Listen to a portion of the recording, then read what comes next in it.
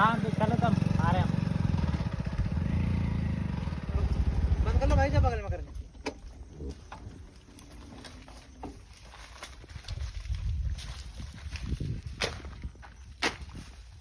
खाली की सफेद है, खाली नहीं है, अभी दूसरा का चोरी कर रहा है।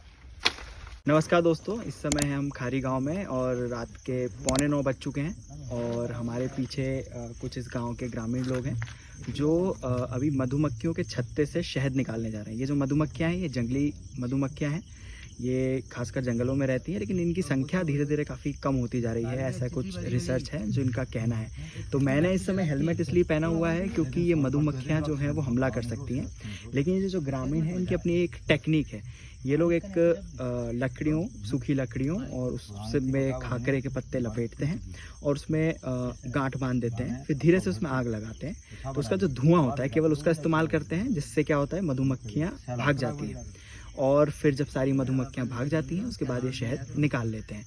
लेकिन इसमें पेंच ये है कि ये रात के अंधेरे में ये काम किया जाता है और काफ़ी जोखिम भरा काम है, क्योंकि मधुमक्खियाँ जो हैं एक बार अगर आपको काट लेती हैं तो बड़ी मुश्किल हो सकती है। तो ऐसे में ये लोग रात के अंधेरे में ही इस काम को अंजाम देते हैं और काफ़ी रिस्की काम है। तो आइए चलते हैं और देखते हैं कि ये लोग किस तरीके से मधुमक्खी से जो आप शहद खाते हैं अपने घरों में, वो कितने जोखिम से वो लोग इस चीज़ को निकाल के लेके आते हैं।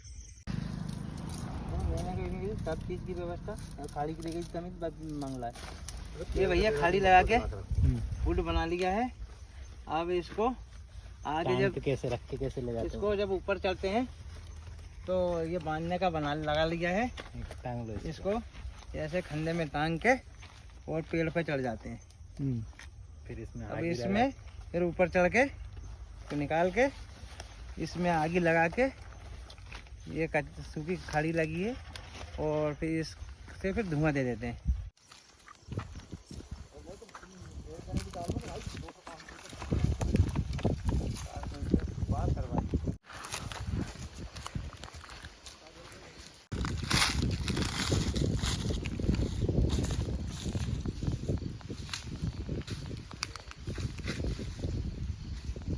हेलो, तो लाइन तो बन जाएगी, उनमें निकले हुए नहीं और क्या देख लो भैया, कुछ भी नहीं है मेरे साथ तो। थोड़ा बहुत दिन में या फिर 15 एक दिन रहने दो।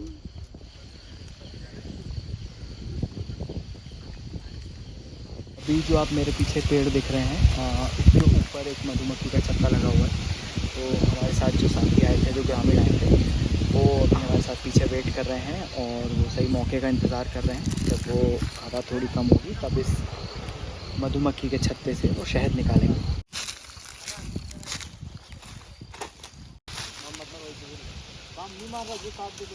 अरे इधर जा, हाथ चला रहे हैं।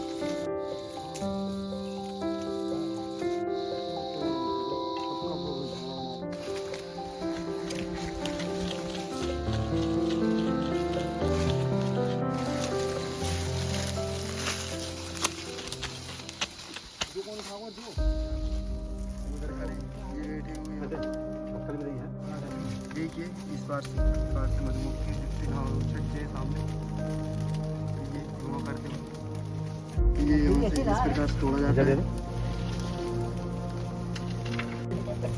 धुआं करते हुए इस प्रकार से वो कौन नाम चला धुआं आ गया। हाँ ये मधुमक्खियाँ, वो मधुमक्खी नहीं है।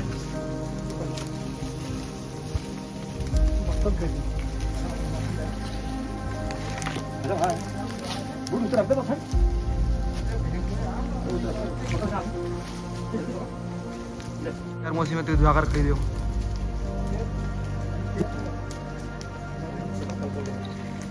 ये मधुओं का चिपटा है।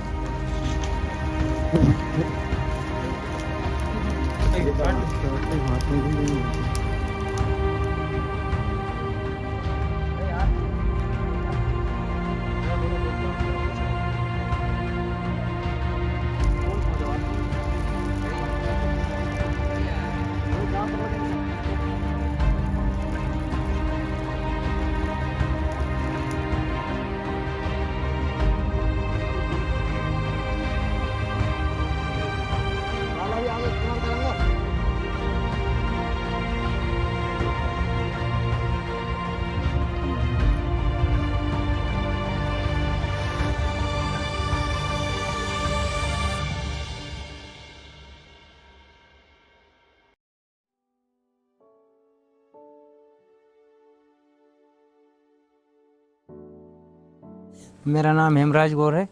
मैं ग्राम खारी का रहने वाला हूँ और मैं कुछ दिनों से इन लोगों से जुड़ा हूँ। इनका तो पुश्तैनी काम है शहद तोड़ने का, और मैं भी इनके साथ जुड़ा हूँ और इनके साथ आता जाता रहता हूँ। तो मधुमक्खियाँ पालन भी करते हैं लोग, और जंगलों में जो होती है वो सबसे बेस्ट होती है, क्योंकि ये जंगलों में तरह तरह के फूलों से रस लाती है। जबकि जो पेड़ में लगाते हैं, पालन करते हैं, वो सिर्फ जिस खेत में रख देते हैं वो उसी का शहद रहता है। तो उतना गुणकारी वो नहीं रहता है जो जंगल का रहता है। और ये बहुत दिक्कत होती है, हर कोई इसको तोड़ नहीं सकता है।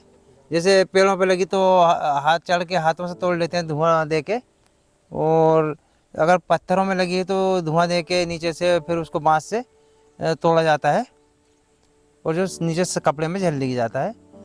ऐसा नहीं कि उनको नहीं पता है कि नुकसान क्या हो रहा है, but they don't have any alternative. उसके पास लाइवलीहुड का कोई, ट्राइबल की जहाँ तक बात करते हैं, श्योपुर का ये हालत है कि बेचार के पास खाने को नहीं है। सबसे ज़्यादा माल नरिश जो है ना ट्राइब है, शहरी है। तो अब वो जो आदमी भूखा, वो क्या मतलब क्या सोचेगा बताइए। पहले तो ये सोचेगा कि मैं अपना पेट भरूं। तो जो मतलब पॉलिसी मेकर्स हैं या जो आपके एग्जीक्यूटिव्स हैं जो कर रहे हैं उसको, उनको सोचना चाहिए कि जो पहले तो ये कि ट्रेडिशनल हनी हंटर्स को आइडेंटिफाई करें कि कौन कौन जो उसको तोड़ते हैं, उनको ट्रेनिंग दें। ट्रेनिंग के बाद वो कितना मतलब कर रहे हैं इस पर थोड़ा फोकस करें, और उनको ये इंसेंटिव भी दें, और तीसरा उसको आइडेंटिटी कार्ड जारी करें।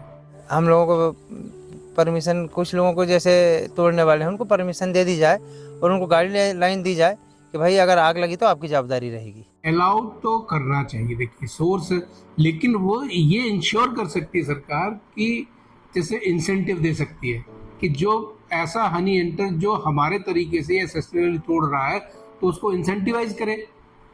जैसे बाकी में सब्सिडी देती है तो वो थोड़ा सा प्रमोट होगा कि यार मैं जो है ये काम कर रहा हूँ तो चलो मेरे लिए ये इंसेंटिवेशन है, तो मैं आपको और दूसरे लोग भी करेंगे देखा देखी। अभी आपको नहीं कर रहा है, अभी आप सिर्फ डंडा चलाते हैं, और डंडे से कभी भी ये रुक नहीं सकता।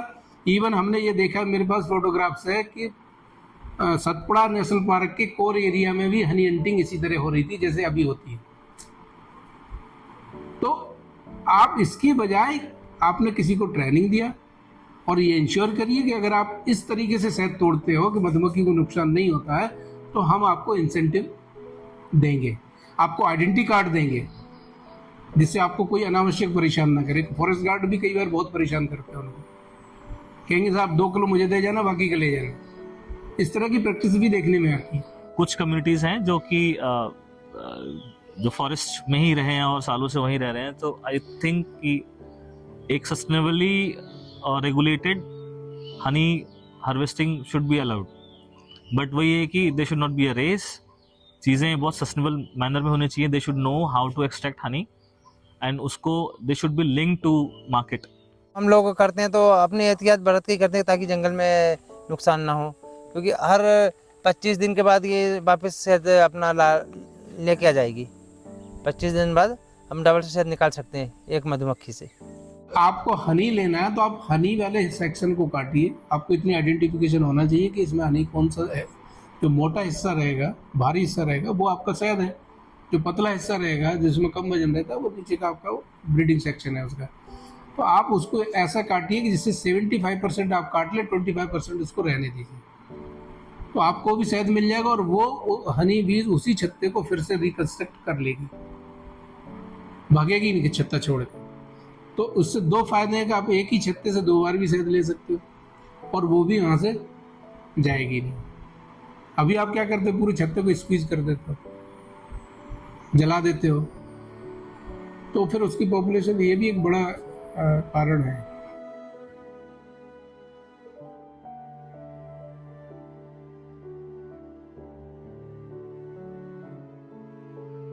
डेटा हम लोगों ने जो 16 डिस्ट्रिक्ट में स्टडी किया है और बाकायदा इकोलॉजिकल सर्वे किया है कि 1 किलोमीटर का एक ट्रांजिट लाइन है जो 50 मीटर इधर 50 मीटर उधर, उसमें हमने काउंटिंग की है कि कितना, इतने बड़े एरिया में कितनी उसकी कॉलोनीज हैं और फंक्शनल कितनी है, नॉन फंक्शनल कितनी है। तो पिछले अगर डेटा हम देखते हो तो ये हर जगह डिक्लाइन ही हो रही है पॉपुलेशन इसकी, चाहे वो श्योपुर का इलाका हो, जब आपका बालाघाट का इलाका हो, चाहे आपका शहडोल का इलाका हो।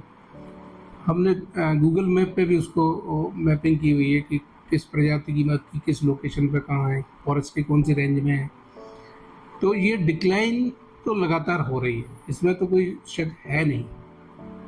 और चारों स्पीसीज में से एक तो फिर भी ठीक है, पर जो बाकी 3 हैं वो और फास्ट डिक्लाइन है उनके अंदर। जहाँ बारिश नहीं होती है, सूखा पड़ता है, पेड़ पौधों में फूल फल नहीं देते, तो मधुमक्खियाँ कम आती हैं। महुआ, चिरौंजी, बेल, जितने भी चीज़ें हैं, ये तो बड़े बड़े ट्री है, लेकिन छोटे छोटे पौधे भी बहुत सारे जो मेडिसिनल प्लांट के, इनसे ही तो नेक्टर कलेक्ट करती है, पोलन्स कलेक्ट करती है। अगर यही नहीं रहेंगे, जैसे महुआ नहीं अगर आया तो सीधा प्रभाव उसके ऊपर पड़ेगा, जो उसके आसपास छत्ते लगे हैं, नेक्टर कहाँ से कलेक्ट करेगी? स्वाभाविक बात है। चिरौंजी बहुत अच्छा वो है, उसके लिए सोर्स है, लेकिन अगर चिरौंजी कम हुई तो निश्चित रूप से उसको नेक्टर नहीं मिलेगा उतना, और जितना कम मिलेगा उतनी उसकी पॉपुलेशन कम हो जाएगी। जंगलों के आसपास के जो लोग किसानी कर रहे हैं, तो अब खेतों में भी पेस्टिसाइड्स का, जो रूरल एरियाज थे जहाँ तक उतना पहले पेस्टिसाइड्स का यूज़ नहीं हुआ करता था, अब वहाँ पर भी पेस्टिसाइड्स पहुँच गए हैं। और इन पेस्टिसाइड्स की वजह से जो वाइल्ड पॉपुलेशन है हनी बीज की, इंक्लूडिंग अदर इंसेक्ट्स, बाकी जो कीड़े मिलते हैं जो परागण में सहायता करते हैं, उनकी जो जनसंख्या है उस पर भी एडवर्स इम्पैक्ट आता है। तो उनकी पॉपुलेशन उसकी वजह से भी कम हो रही है। बाकी लॉन्ग टर्म इफेक्ट की बात करें, कारक की बात करें, तो उसमें अपना क्लाइमेट चेंज है, जो हमारे जो जलवायु परिवर्तन हो रहा है, जिसकी वजह से जो सेट पैटर्न्स थे, किस समय फ्लावरिंग होगी, किस समय जो फिनोलॉजिकल चेंजेस हैं, वो सब अब बहुत एब्रप्ट हो गए हैं, तो उसका भी इम्पैक्ट पड़ता है हनी बीज के ऊपर। जितना भी फॉरेस्ट कटेगा या डाइवर्सिफिकेशन होगा, क्योंकि फॉरेस्ट में क्या होते हैं, अलग अलग कैनोपी होती है, एक ग्राउंड कैनोपी है, मिडिल कैनोपी है, टॉप कैनोपी है। तो अलग अलग कैनोपी पे अलग अलग, जितना ज़्यादा जंगल होगा वहाँ पे अलग अलग टाइम पे अलग अलग फ्लावर आते हैं। तो इसलिए वो अगर डिक्लाइन, तो उसका हैबिटेट ही डिक्लाइन हो जाएगा पूरा। जैसे फॉर एग्जांपल मैं बताऊँ, 70-80% जो है डॉर्सेटा जो है, जो अभी मैंने पेड़ गिनाए, उनके ऊपर वो करती, नेस्टिंग करती है। अगर इसकी पॉपुलेशन डिक्लाइन होगी तो उसको वो निश्चित रूप से जो है उसकी पॉपुलेशन डिक्लाइन होगी। तो ये इंटरडिपेंडेंसी है। जो तीसरा चीज़ क्या, फॉरेस्ट डिक्लाइन होने, एक तो हो गया आपने कि वो आपने उसको जो है उसका लैंड यूज चेंज कर दिया। दूसरा होता है क्लाइमेट चेंज की होने की वजह से भी फॉरेस्ट में जो रीजनरेशन आता है वो उतना प्रॉपर रीजनरेशन भी नहीं आ रहा है। ज़्यादा तो नहीं मिल पाता है, एक आध कुंटल हो जाता है, बाकी तो फिर जहाँ इतना ही मिल पाता है, यहाँ ज़्यादा नहीं होता है। श्योपुर का बहुत अच्छा बेस्ट एग्जांपल है। वहाँ पे सहरिया ट्राइब जो है ना, they are the traditional honey hunters. अब वहाँ पर जो है कंटिन्यूस ये सारे फैक्टर्स के कारण से जैसे जैसे डिक्लाइन हो रहा है, क्योंकि उसका एक बड़ा सोर्स इनकम का हनी, वाइल्ड हनी है, जिसे तोड़ करके बाजार में बेच करके पैसा कमाता है। लेकिन धीरे धीरे ये रिसोर्स उसका डिक्लाइन हो रहा है। डेटा अवेलेबल है।